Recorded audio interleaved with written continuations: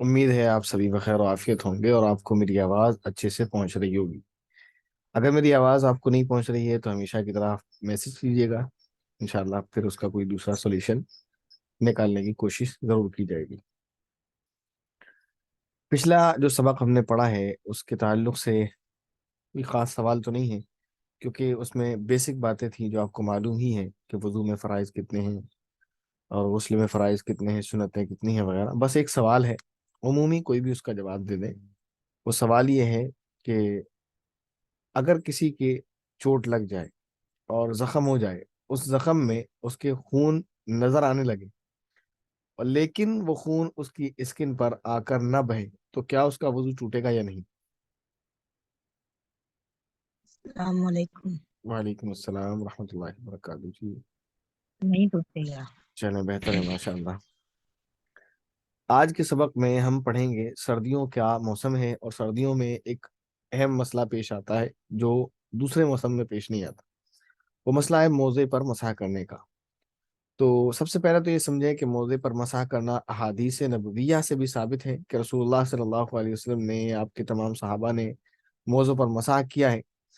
الگ الگ علماء نے اس کے بارے میں الگ الگ اقوال نقل فرمائے ہیں۔ امام احمد بن حنبل رحمہ اللہ تعالی عنہ کی طرف یہ قول منسوب ہے کہ وہ فرماتے ہیں کہ تقریباً 40 ایسے صحابہ ہیں جن سے یہ روایت نقل کی جاتی ہیں کہ نبی پاک صلی اللہ علیہ وسلم اور صحابہ جو ہے موضوع پر مسح کیا کرتے تھے۔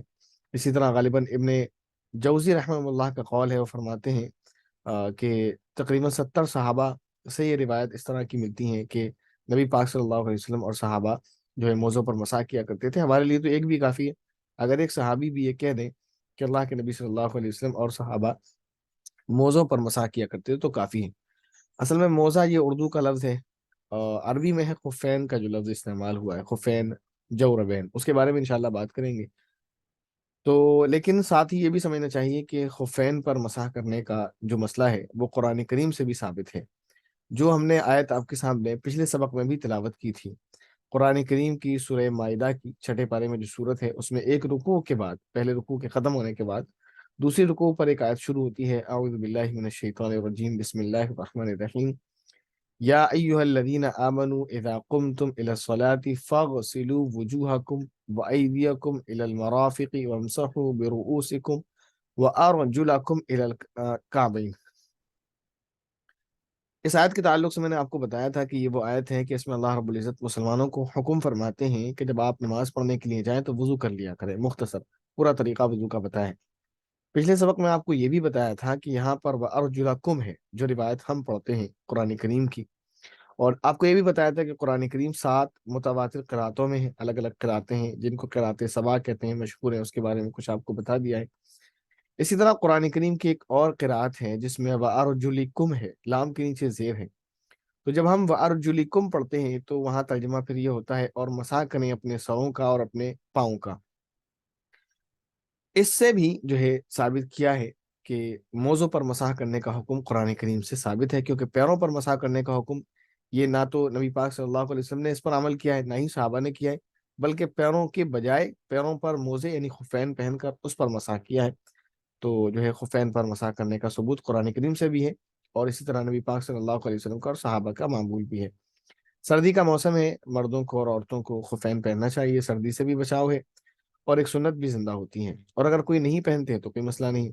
اور خواتین کو تو میرے خیال سے پہن لینا چاہیے، کیونکہ ان کا پانی کا کام دن بھر کا زیادہ رہتا ہے، کچن میں بھی ٹھنڈا فرش ہوتا ہے، تو ان کو پہننا چاہیے۔ بہرحال خفین اور جوربین، میں نے دو لفظ آپ کے سامنے بولے تھے۔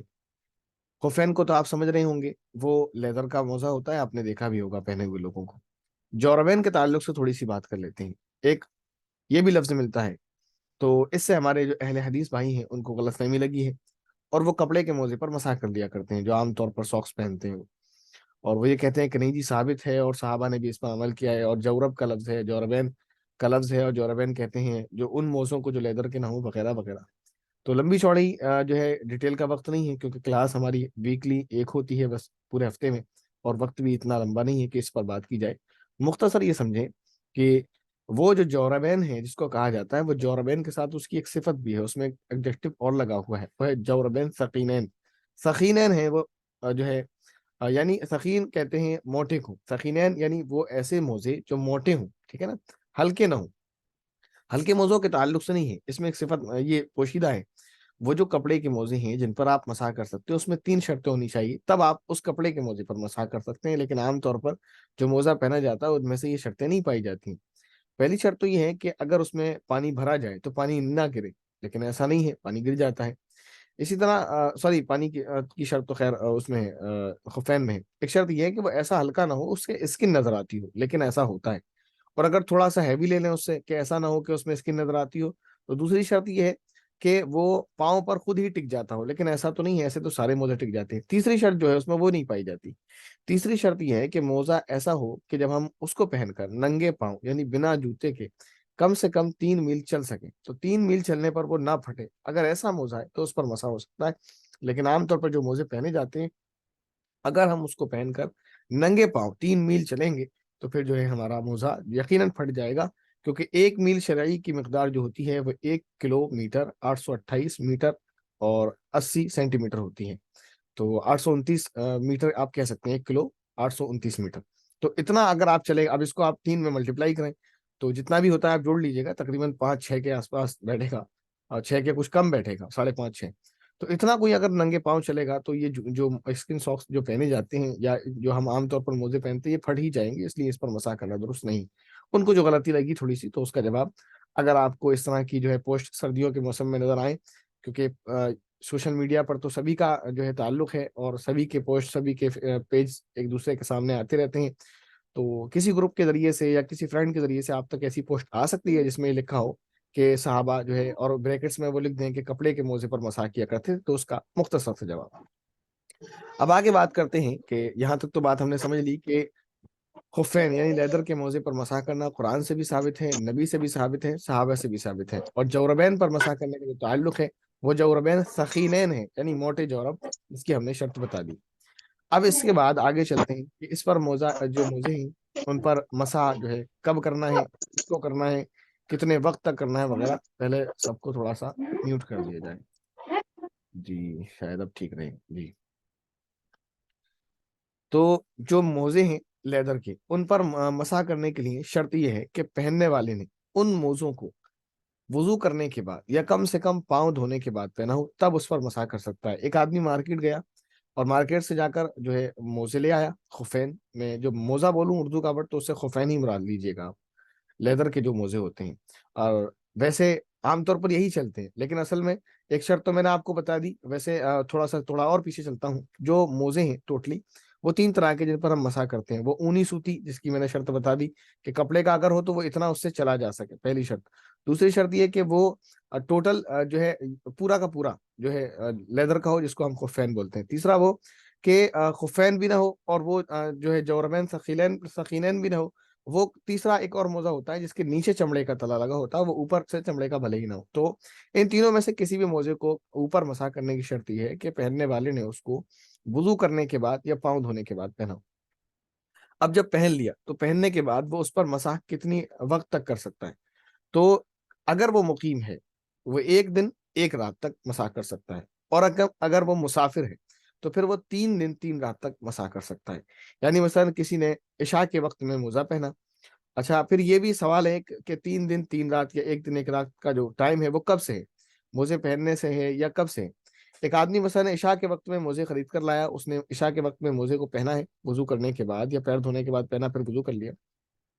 اب جب اس کا ٹائم شروع ہوگا وہ عشاء سے نہیں ہوگا، اگر وہ جو ہے اتفاق یہ ہے کہ اس کا وضو نہیں ٹوٹا عشاء میں، یا ہم تھوڑی اور ایسی مثال لے لیتے ہیں جہاں دل مان بھی لے، مثلا وہ جو ہے عصر کے بعد موزے خرید کر لایا، عصر کے بعد اس نے پہنے عصر کے ٹائم میں، اور مغرب کی نماز اس نے اسی وضو سے پڑھی جس سے خفین پہنے تھے، تو ابھی اس کا ٹائم شروع نہیں ہوا، مغرب کے بعد اس کا وضو ٹوٹا تو اب اس کا ٹائم شروع ہوگا۔ تو اگلے دن کی وہ یعنی اس دن کی عشاء کی نماز، پھر اگلے دن کی فجر، ظہر، عصر، مغرب، ان 5 نمازوں میں وہ مسح کر سکتا ہے، کیونکہ اس کا جو وضو ٹوٹا ہے وہ مغرب کی نماز کے پڑھنے کے بعد ٹوٹا ہے، تو اگلے دن کی مغرب کی نماز جو ہے اس کے 24 گھنٹے کے اندر اندر میں ہوگی، تو وہ اس پر مسح کر سکتا ہے۔ یعنی جو ٹائم شروع ہوتا ہے وہ وضو ٹوٹنے کے بعد سے شروع ہوتا ہے، موزہ پہننے کے بعد سے نہیں۔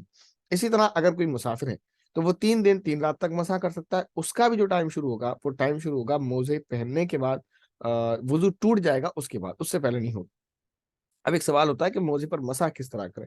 ہم سردیوں میں دیکھتے رہتے ہیں ہمارے کچھ نہ کچھ بھائی ایسے مل جاتے ہیں جن کو شوق ہوتا ہے یا سردی کی وجہ سے وہ خفین پہن لیتے ہیں، لیکن کبھی کبھی دیکھ کر بڑی حیرانی ہوتی ہے کہ ہم نے کچھ سمجھدار لوگوں کو جن کی اچھی خاصی عمر ہوتی ہے 40 45، ان کو ہم نے موزوں کو دھوتے ہوئے دیکھا ہے جیسے پاؤں دھوتے ہیں. تو یہ نہیں کرنا چاہیے. اسی طرح ایک صاحب کو دیکھا تھا وہ دھوتے تو نہیں تھے لیکن پورے ہاتھ گیلے کر کے پورے موزے پر جو ہے ہاتھوں کو پھیرتے تھے. تو یہ سنت طریقہ نہیں ہے، اس طرح سے مسا نہیں ہوتا ہے. سنت طریقہ یہ ہے کہ 3 انگلیاں آپ لیں ہاتھوں کی اور اس کو موزے پر رکھیں. موزے پر یعنی پاؤں، یہ اس کو سمجھ لیں آپ پاؤں ہے، پاؤں کی انگلیوں پر اس طرح سے بچھا کر رکھیں، کھڑی نہیں، بچھا کر کے رکھیں اور اس کو اوپر کی طرف کھینچتے ہوئے لے جائیں اور پورے پاؤں کو اس طرح کور کر دیں آپ. تو اس طرح آپ کا مسا ہوگا. 3 انگلیوں سے کم پورا بچھا کر آپ اس طرح کریں. اسی طرح موزے پہنتے رہتے ہیں. نیا موزہ خریدا ہے، موزہ ایک دفعہ پھر اس کے بعد پھٹے گا بھی، یقینی بات ہے. تو جب موزہ پھٹ جائے تو اس پر مسا کتنے موزے پر پھٹے ہوئے اوپر کر سکتے ہیں نہیں کر سکتے. تو یاد رکھیں اگر موزہ پیر کی چھوٹی 3 انگلیوں کے برابر پھٹ گیا ہے تو اس پر مسا نہیں کر سکتے. یعنی اس کو اتنا پھٹ گیا کہ چلتے میں اس سے پاؤں کی انگلیاں نظر آتی ہیں یا وہ کھلی ہی رہتی ہیں ہمیشہ، تو ایسے موزے پر مسا نہیں کر سکتے آپ جب تک اس موزے کو چینج کر لیں یا پھر اس کو بالکل صحیح کرا لیں کسی بھی طریقے سے. تو اس پر جو ہے آپ مسا کر سکتے ہیں ورنہ پھر مسا نہیں کر سکتے. اب ایک سوال یہ ہوتا ہے کہ اگر موزہ تھوڑا تھوڑا کئی جگہ سے پھٹ گیا ہے تو پھر کیا حکم ہے. تو اگر کوئی موزہ تھوڑا تھوڑا کئی جگہ سے پھٹ گیا ہے تو اس کو ٹوٹل کر کے دیکھیں گے. اگر وہ اتنا ہے کہ اگر ایک ہی جگہ پھٹن ہوتی تو پاؤں کی 3 انگلیوں کے برابر ہو جاتی، چھوٹی انگلی کے برابر، تو پھر اس پر مسا نہیں کر سکتے. اور اگر اس سے کم ہے تو مسا کر سکتے ہیں.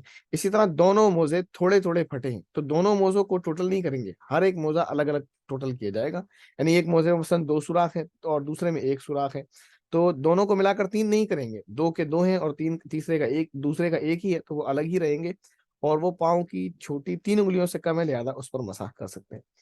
اس کے بعد ایک سوال یہ ہے کہ مسح جو ہے ٹوٹتا کب ہے. تو ایک تو یہی ہے کہ جب مسے کا وقت ختم ہو جائے، یعنی جب وضو کیا اور مغرب کے بعد وضو ٹوٹ گیا، پھر اگلے دن جب مغرب کی نماز پڑھ لیں گے اس کے بعد جب وہ وقت آ جائے گا جس وقت وضو ٹوٹا تھا پچھلے دن میں تو خود بخود مسا ٹوٹ جائے گا.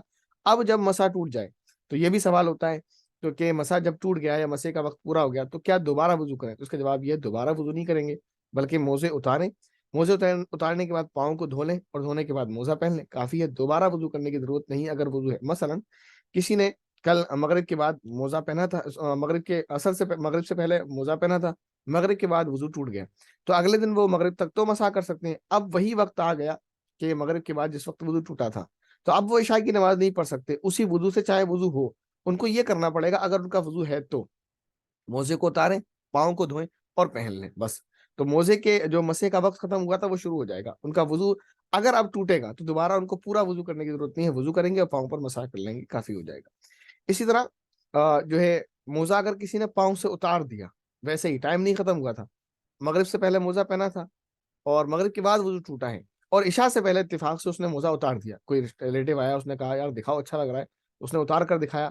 تو اس نے جب جیسے ہی موزہ اتارا ہے اپنے پاؤں سے تو موزہ اتارنے کے بعد اس کو پھر اب دوبارہ آپشن نہیں رہے گا کہ اس پہ مسا کر لے. اب وہ پہلے پیر دھو، پیر دھونے کے بعد یعنی ابھی اس کا وضو ٹوٹ گیا تب کی بات ہے. اور اگر اس کا وضو نہیں ٹوٹا ہے تو کیونکہ یعنی میں نے ابھی بتایا آپ کو کہ مغرب کے بعد اس کا وضو ٹوٹ گیا، ٹوٹنے کے بعد اس کا کوئی ریلیٹو آیا، اس نے موزہ دیکھنے کے لیے مانگا، اس نے جب موزہ اسے دکھانے کے لیے اتارا تو اس کا مسے کا جو آپشن تھا وہ ختم ہو گیا. اب اسے پاؤں دھونا پڑیں گے، وضو ٹوٹ گیا ہے پورا وضو کرنا پڑے گا، پاؤں دھونے پڑیں گے، پاؤں دھو کر موزہ پہنے گا، پھر اس کے بعد اگر وہ وضو کرے گا تو مسا کر سکتا ہے. لیکن اگر کسی نے عصر سے پہلے موزہ پہنا اور مغرب کی نماز پڑھ لی، وضو اس کا نہیں ٹوٹا ہے، اتنے میں کوئی آ گیا اس نے کہا موزہ دکھاؤ تو اس نے پاؤں سے اتار کر دکھایا، ابھی اس کا وضو باقی ہے، وضو نہیں ٹوٹا ہے، اور پھر دوبارہ پہن لے گا تو پھر وہ اگلے وقت میں جب کبھی بھی اس کا وضو ٹوٹے گا تو وہ اس پر مسا کر سکتا ہے، اس لیے کہ اس نے جس وقت موزہ پہنا ہے اس وقت اس کے پاؤں جو ہے، اس وقت اس نے جب پہنا ہے تو اس وقت اس کے پاؤں دھلے ہوئے تھے اور اس کا وضو جو ہے کمپلیٹ تھا. تو یہ چند جو ہے مسئلے تھے جو آپ کے سامنے موضوع کے مسئلے کے تعلق سے. اس کے بعد ایک چیز ہے جو آپ نے پڑھا ہوگا یقیناً، جس نے نہیں پڑھا ہے وہ اس کو اچھے سے سمجھ لیں. ایک لفظ ہے عربی میں جبیرہ. جبیرہ کس کو کہتے ہیں؟ جبیرہ ایک عام لفظ ہے اور ویسے تو اس کو جو ایک لکڑی یوز کی جاتی ہے جس کو جراح لوگ یوز کرتے ہیں یا ڈاکٹرز بھی یوز کرتے ہیں، جب ہاتھ پاؤں کی ہڈی ٹوٹ جاتی ہے تو اس کو صحیح کرنے کے لیے ہاتھ یا پاؤں پر جو ہے جب پٹی کی جاتی ہے یا پلاسٹر کیا جاتا ہے تو وہاں پر لکڑی لگائی جاتی ہے، تو اس لکڑی کو خاص جبیرہ کہتے ہیں. لیکن یہاں بات ہے مسائل کی، تو پھر جبیرہ سے مراد ہر ایک چیز ہے، ہر وہ چیز ہے جو انسان کے بدن میں زخم کو درست کرنے کے لیے استعمال کی جائے، چاہے وہ پھایا ہو، پٹی ہو، پلاسٹر ہو یا بینڈیڈ ہو. یا ہینڈی پلاسٹ جو بھی آپ کہتے ہیں، وہ کچھ بھی ہو جو زخم پر آپ یوز کرتے ہیں اس کو جبیرہ کہیں گے۔ اب جبیرہ کے چند مسائل ہیں وہ آپ اچھے سے سمجھ لیں۔ یہ کبھی بھی زخم پر لگایا جاتا ہے۔ اب اس کے بعد مسئلہ یہ پیش آتا ہے کہ اگر ایسی صورت میں کسی کا وضو ٹوٹ جائے یا کسی پر غسل فرض ہو جائے تو وہ کیا کرے؟ اگر اس کا ہاتھ ٹوٹا ہوا ہے یا اس کے ہاتھ پر زخم ہے اور پٹی بندی ہوئی ہے یا واٹر پروف ہینڈی پلاسٹ لگایا ہوا ہے، جو سوال پچھلے کلاس میں آیا تھا اور اس کا جواب شاید نہیں دیا تھا، واٹر پروف کا نہیں دیا تھا، تو ایسی صورت میں اسے کیا کرنا چاہیے؟ تو دیکھیں، اس بارے میں اچھے سے سمجھ لیں۔ اگر کسی کے زخم ہے، چوٹ ہے، جس کی وجہ سے پٹی باندھی ہوئی ہے، تو وہ پٹی اگر کھولنا نقصان نہیں دیتی تو حکم یہ ہے کہ اس کو کھولے۔ کھولنے کے بعد زخم آ گیا، اگر اس زخم کو دھونا نقصان نہیں دیتا تو حکم یہ ہے کہ اس زخم کو دھویا جائے گا۔ اگر اس زخم کو دھونا نقصان دیتا ہے لیکن اس پر مسح کرنا نقصان نہیں دیتا تو حکم یہ ہے کہ اس پر مسح کیا جائے گا، ٹھیک ہے؟ باقی جو پارٹس آف باڈی صحیح سلامت ہیں، دوسرا ہاتھ ہوا یا فیس ہوا یا پاؤں ہوئے، وہ تو دھوئے جائیں گے، کیونکہ چوٹ اس ہاتھ میں ہے تو بات اس ہاتھ کی ہو رہی۔ اگر زخم پر پانی بہانا اور زخم کو دھونا نقصان نہیں دیتا تو دھویا جائے گا۔ اگر زخم کو دھونا نقصان دیتا ہے تو پھر اس کو دھوئیں گے نہیں۔ اگر مسح کرنا نقصان نہیں دیتا تو مسح کریں گے، اور اگر مسح کرنا بھی نقصان دیتا ہے تو اس پر مسح بھی نہیں کریں گے، تو پھر پٹی بھی نہیں کھولیں گے۔ جب اس پر دھونا بھی نقصان دے گا اور مسح کرنا بھی نقصان دے گا تو پھر پٹی کھولیں گے ہی نہیں۔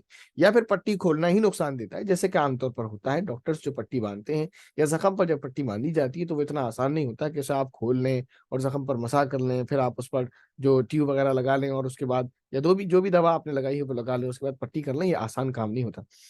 قرآن کریم میں اللہ تعالیٰ نے ایک آیت ہے سورہ بقرہ میں بھی اور دوسری جگہ بھی الگ الگ طریقے سے، اللہ تعالیٰ فرماتے ہیں لا یکلف اللہ نفسا الا وسعها، اللہ تعالیٰ کسی بھی بندے کو ایسے کام کا مکلف نہیں بناتے جو اس کے بس کے باہر ہو۔ اگر کسی کو یہ حکم لگا دیا جائے کہ وہ جو ہے پٹی کھولے ہر وضو کے ٹائم میں اور پھر پٹی باندھے دوبارہ ٹیوب وغیرہ لگا کے اپنے یعنی ایک کہ چوٹ ہے بیچارے کے، وہ پٹی کھولے گا، پھر اس کو صاف کرے گا، پھر زخم کو صاف کرے گا، پھر وضو کرے گا، پھر اس کے بعد اس پر دوبارہ مرہم یا ٹیوب وغیرہ جو بھی ہے وہ لگائے گا، پھر پٹی کرے گا، تو اس میں حرج ہے بڑا، اور اللہ تعالیٰ نے انسان سے حرج کو اٹھایا ہے۔ اسی طرح سورہ مائدہ میں بھی، سورہ مائدہ ہی میں آیت ہے، وضو والی آیت کے بعد تیمم والی آیت ہے اور اس کے بعد یہ آیت ہے، اللہ تعالیٰ فرماتے ہیں کہ اللہ تعالیٰ نہیں چاہتے کہ تمہارے اوپر حرج کو ڈالیں، اس لیے وہاں حکم فرمایا ہے کہ اگر کوئی شخص بیمار ہے، مریض ہے، اور اس کو ٹھنڈا پانی نقصان دیتا ہے، جیسے سردی کا موسم ہے، بعض مرتبہ بیماری ہو جاتی ہے، بخار ہو جاتا ہے، ڈاکٹر پانی کو چھونے کو منع کر دیتے ہیں، تو گرم پانی یوز کریں۔ اگر گرم پانی بھی نقصان دیتا ہے یا کسی بھی صورت میں مان لیں اس کو پانی نقصان دیتا ہے، کسی بھی طرح کا پانی وہ استعمال نہیں کر سکتا ہے، تو اس صورت میں پھر اس کو تیمم کی اجازت ہے۔ اس کے بعد اللہ تعالیٰ فرماتے ہیں کہ اللہ تعالیٰ تمہیں تنگی میں نہیں ڈالنا چاہتا، اللہ تعالیٰ تمہارے اوپر سے حرج کو دفع کرنا چاہتا ہے، تو اس لیے اللہ تعالیٰ نے ایسے بندے کو جسے پانی نقصان دے اس کو اللہ تعالیٰ نے اجازت یہ دے دی کہ وہ تیمم کر لے۔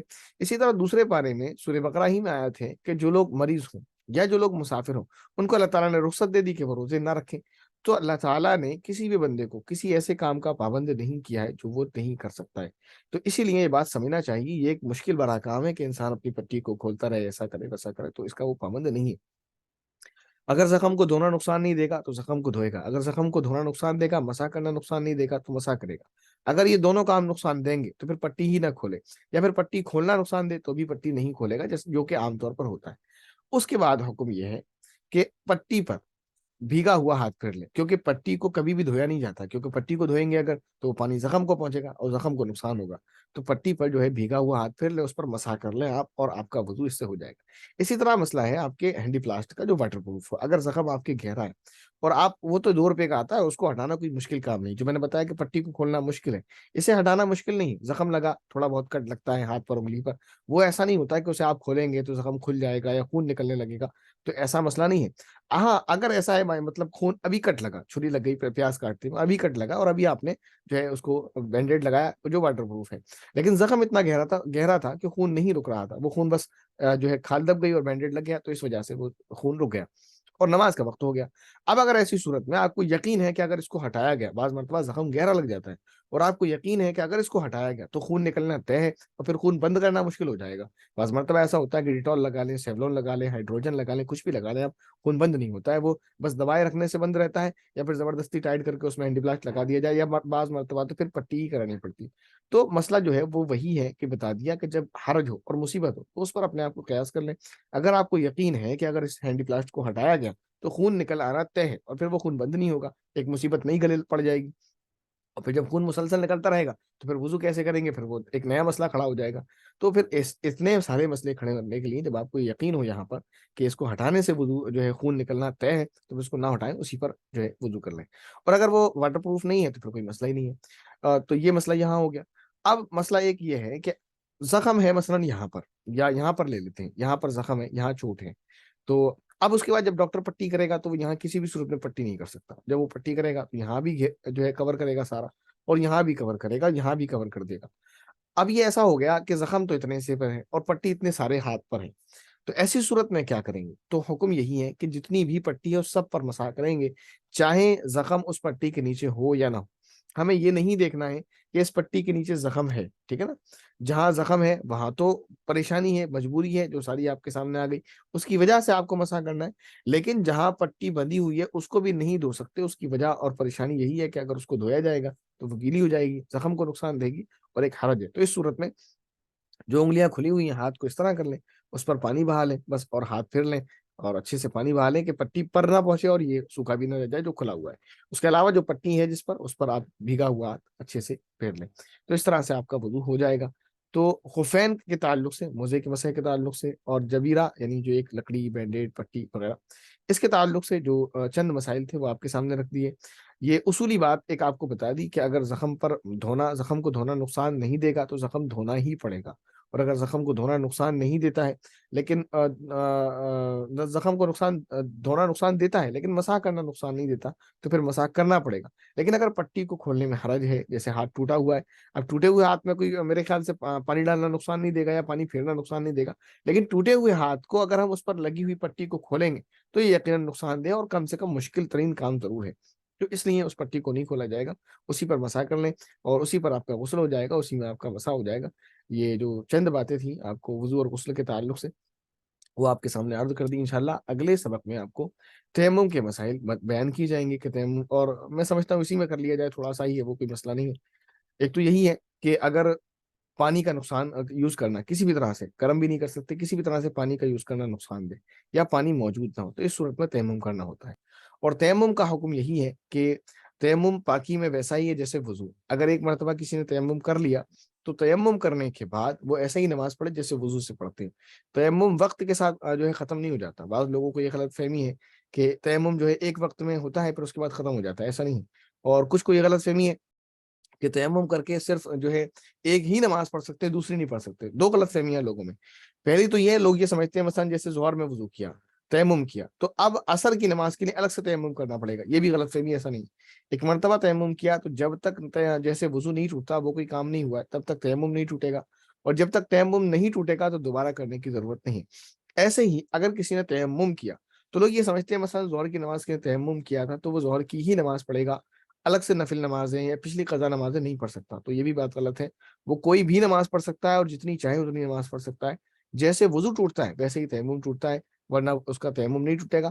ہاں ایک چیز اور ہے جس سے تیمم ٹوٹ جاتا ہے، وہ یہ کہ اگر اس کو پانی نقصان دیتا تھا اور اب وہ صحت یاب ہو گیا، اس کو پانی نقصان نہیں دے گا، تو پھر اس کا تیمم ختم ہو جائے گا، اس کا وضو کرنا پڑے گا.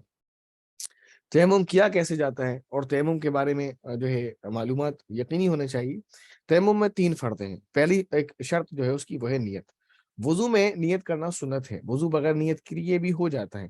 وضو میں نیت نہیں کریں گے آپ تو سنت چھوٹ جائے گی اور ثواب کم ہو جائے گا، لیکن وضو ہو جائے گا. تیمم میں نیت کرنا شرط ہے، فرض ہے. تیمم نیت کریں گے آپ تو یہ پہلا فرض ہو گیا. دوسرا فرض یہ ہے کہ آپ جو ہے مٹی پر یا ایسی زمین کی جنس پر جو جلانے سے نہیں جلتی، اس پر آپ جو ہے ہاتھ مار کر تیمم کر سکتے ہیں. مٹی ہو یا کوئی ایسی چیز جو جلانے سے نہیں جلتی ہے، بس یہ ایک اصول یاد رکھیے گا، کوئی بھی وہ چیز جو جلانے سے نہیں جلتی ہے وہ، یا پھر کوئی ایسی چیز ہے مثلا پلاسٹک ہے یا کوئی ایسی چیز ہے جو جلانے سے جل جاتی ہے لیکن اس پر ڈسٹ بہت زیادہ ہے، اس پر مٹی بہت زیادہ، تو پھر وہ مٹی ہی کے حکم میں وہ پیچھے جو ہے یعنی پلاسٹک یا پیپر اس کو نہ دیکھیں آپ. یا کوئی دیوار ہے ویسے ہی، یا پی وی سی آپ کے گھر میں لگا ہوا ہے تو پی وی سی کے اوپر ڈسٹ اگر اچھی خاصی ہو گئی تو پھر اس مٹی پر فوکس کریں، آپ پیچھے کی چیز بھول جائیں. تو ایسی چیزوں پر جو جلانے سے نہیں جلتی ہیں آگ سے، یا کوئی ایسی چیز جو جل جاتی ہے لیکن اس پر ڈسٹ بہت زیادہ ہے، وہ ڈسٹ لیکن عام طور پر اتنی نہیں ہوتی، اگر ہے اور اس پر آپ ہاتھ مارتے ہیں وہ آپ کے ہاتھوں میں آ جاتی ہے، اتنی ہونی چاہیے. تو اس کے بعد آپ کیا کریں گے؟ پہلی شرط ہو گئی آپ کی کہ نیت کریں گے. نیت کرنے کے بعد آپ دونوں ہاتھ زمین پر یا اس زمین کی جنس پر جو آگ سے جلانے سے نہ جلے اس پر ماریں گے، اور اس کے بعد اس کو پورے فیس پر اچھی طرح سے پھیر لیں گے کہ کہیں بھی سوکھا نہ رہ جائے. اس کے بعد دوسری مرتبہ پھر آپ کو ہاتھ مارنا ہے اور پھر پورے ہاتھوں پر، دونوں ہاتھوں پر اچھی طریقے سے پھیر لینا ہے. اس طرح آپ کا تیمم ہو جائے گا. اور تیمم میں پاکی کے اعتبار سے وضو میں کوئی فرق نہیں ہے. بعض لوگ اس میں بھی فرق، جیسے میں نے 2 فرق بتا دیے، اس طرح اور بھی یہ سمجھتے ہیں لوگ کہ اس میں کوئی اور بھی فرق ہے. تو کسی بھی طرح کا کوئی فرق نہیں ہے. جیسے وضو کرنے والا بالکل پاک ہوتا ہے، اسی تیمم کرنے والا بالکل وضو کرنے والے کی طرح پاک ہوتا ہے کہ اس تیمم سے وہ قرآن بھی پڑھ سکتا ہے، نماز بھی پڑھ سکتا ہے، نفل نماز بھی پڑھ سکتا ہے. ایک تیمم سے کئی نمازیں پڑھ سکتا ہے، کئی وقت کی نمازیں پڑھ سکتا ہے. اور اسی طرح غسل کے لیے بھی تیمم کیا جاتا ہے، غسل کے بدلے میں. تو جو تیمم وضو کا ہے سیم وہی تیمم غسل کا ہے، بس نیت کا فرق ہے. اگر کسی کا وضو ٹوٹا ہے تو وہ وضو کی نیت سے تیمم کرے گا تو اس کا وضو ہوگا. اور اگر کسی کو غسل فرض تھا اور تو وہ غسل کی نیت سے تیمم کر لے گا تو اس کا غسل ہو جائے گا. تو یہ تیمم کے تعلق سے چند باتیں تھی. باقی فروعی مسائل جو تھوڑے تھوڑے سے وہ تو بہت سارے ہو سکتے ہیں الگ الگ طریقے سے، کہ کتنے یعنی کتنے پر کہا جائے کہ پانی پر قادر نہیں ہے یا پانی نہیں ملتا ہے.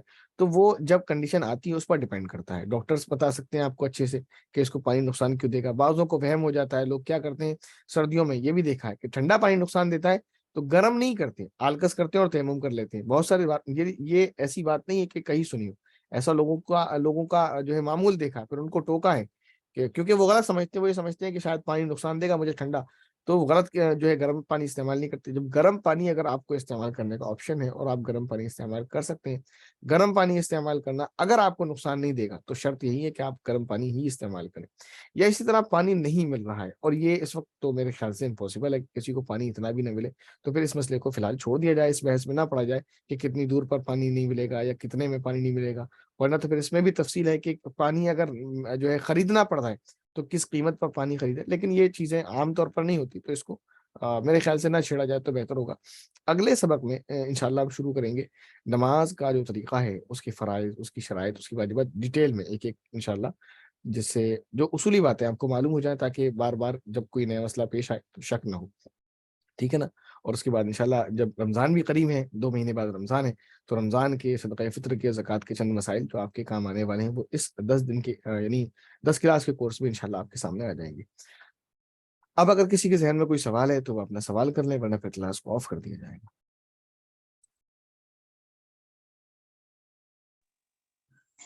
السلام علیکم ورحمۃ اللہ وبرکاتہ. وعلیکم السلام ورحمۃ اللہ وبرکاتہ. جی فرمائیے. جی وہ اینٹ کے اوپر بھی ایسا رکھ کے تیمم کر سکتے کیا؟ پاک اینٹ جو رہتی ہے وہ اینٹ جو ہے کیونکہ وہ جلانے سے نہیں جلتی، اس کا بھی حکم یہی ہے. لیکن اینٹ ایسی نہ ہو جیسے ٹائلز، لوگ ٹائلز پر تیمم کر لیتے ہیں. ٹائلز ہو تو اس پر ڈسٹ ہونی چاہیے. ٹھیک ہے نا. جی حضرت. جی جزاک اللہ. وَإِيَّاكَ أَحْسَنَ الْجَزَاء. جی سوال کوئی اور ہے کسی کے ذہن میں؟ جی مفتی صاحب السلام علیکم. وعلیکم السلام ورحمۃ اللہ وبرکاتہ. خیریت سے ہیں آپ؟ کافی دنوں کے بعد آپ کی آواز سننے کو مل رہی. جی الحمدللہ. فرمائیے. جی مفتی صاحب اگر کوئی عذر نہ ہو لیکن پھر بھی غسل میں اور وضو جیسے کہ گرم پانی سے کرتے ہیں تو اس میں ثواب میں یہ بھی اختلاف ہوتا ہے جیسے کہ ثواب میں کمی آ جاتی ہے، تو ایسی تو کوئی بات نہیں ہے نا؟ نہیں، ایسا آپ سے کس نے کہہ دیا؟ بالکل نہیں. جی آپ سردی میں آرام سے گرم پانی کو استعمال کریں. اور میں نے جیسے آیت بھی آپ کو پڑھ کر سنائی نا، تو اللہ تعالیٰ جو ہے بندوں پر مشقت کو نہیں ڈالنا چاہتے ہیں کہ بلا وجہ کسی کے اوپر مشقت و پریشانی ہو. گرم پانی استعمال کرنا پورا ثواب ملے گا. اور اگر ٹھنڈا پانی استعمال کرنا نقصان دے گا تو یہ بات طے ہے کہ ٹھنڈے پانی سے وضو کرنے والے کو گناہ ہوگا.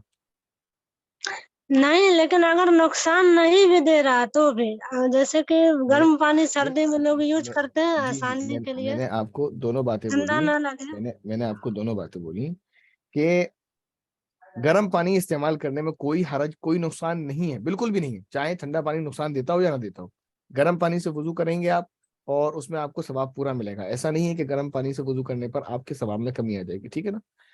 ایک بات ہو گئی. اگر ٹھنڈا پانی نقصان نہیں بھی دیتا ہے تب بھی آپ گرم پانی سے وضو کریں گے، ثواب میں کچھ بھی کمی نہیں آئے گی. لیکن اگر ٹھنڈا پانی نقصان دیتا ہے اور اس کے باوجود کوئی ٹھنڈا پانی استعمال کرتا ہے تو پھر گناہگار ہوگا.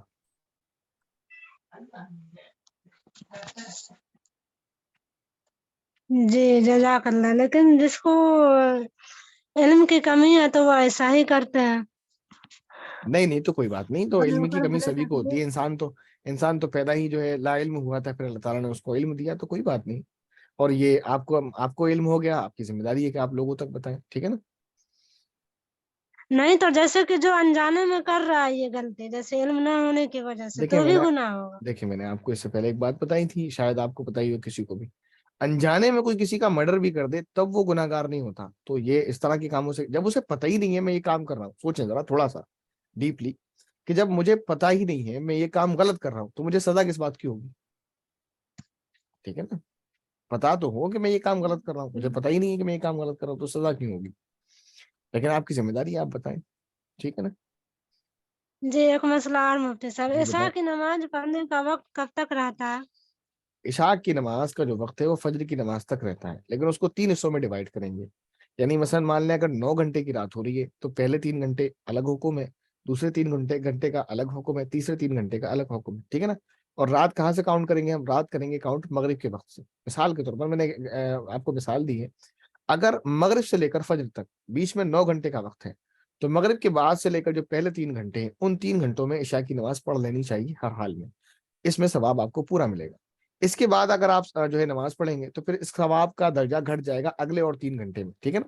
اگلے جو 3 گھنٹے کا ٹائم ہے اس میں نماز کا ثواب جو ہے وہ اور گھٹ جائے گا. اور اس کے بعد جو 3 گھنٹے ہیں اس میں ثواب بھی گھٹے گا اور پھر اس میں پھر گناہ بھی ہوگا، ٹھیک ہے نا. بلا ضرورت اگر ایسا کرتے ہیں کوئی. اور اگر کوئی سفر میں ہے تو وہ تو مجبوری ہے، مثلا کوئی سفر میں تھا، ٹرین میں تھا، بس میں تھا، اب وہ اترا ہی فجر سے 1 گھنٹہ پہلے گھر پر، تو وہ عشاء کی نماز اس صورت میں پڑھے گا تو کوئی گناہ نہیں ہوگا، اور انشاءاللہ ثواب بھی اس کو اللہ تعالیٰ کی جانب سے پورا ملے گا، ٹھیک ہے. جی اچھا جی ایک سو جزاک جی اللہ. ابھی سوال جی کیا تھا محترمہ نکھت خان صاحبہ نے؟ تو ٹائلز کے تعلق سے جو بتایا وہ اس لیے عام بات کہی ہے، یہ بات اس لیے ذہن میں آ گئی کہ پھر اختلاف ہوتا ہے، اگر بات کلیئر نہ ہو کوئی اس طرح کی بات کہہ سکتا ہے. ٹائلز بھی زمین ہی کی جنس ہے اور زمین ہی سے بنتا ہے، تو اس پر بھی وضو ہو جاتا ہے کیونکہ وہ آگ سے نہیں جلتا ہے. لیکن یہ جو بات بولی تھی کہ ٹائل پر ڈسٹ ہونا چاہیے، وہ اس وجہ سے کہ آج کل جو ٹائلز بن رہی ہیں اس میں کیمیکل یوز ہوتا ہے، اور خاص طور پر ٹائلز پر کانچ کا یوز ہوتا ہے. تو پھر وہ جو اوپر کا حصہ ہے وہ زمین نہیں رہ جاتا، اور جو ہے مٹی کی جنس نہیں رہ جاتی، پھر وہ کانچ ہوتی ہے. کیمیکل اس پر کیمیکل کی لیئرز ہوتی ہیں، اوپر کانچ ہوتی ہیں، کیونکہ اس میں آج کل کاریگری بھی کی جا رہی ہے، ٹائلز پر کلر کیے جاتے ہیں، پھر اس پر باقاعدہ جو ہے کیمیکل کا یوز کیا جاتا ہے. تو اس لیے وہ میں نے آپ کو کہا تھا کہ ٹائلز پر ڈسٹ ہونا ضروری ہے، ٹھیک ہے نا. اور اگر کوئی ٹائل ایسا ہے جس پر کوئی کیمیکل کا یوز نہیں ہے، اس پر کوئی کانچ نہیں ہے، وہ پیور زمین ہی کی جنس سے بنایا گیا، تو اس پر بغیر ڈسٹ کے بھی تیمم ہو جائے گا، ٹھیک ہے نا.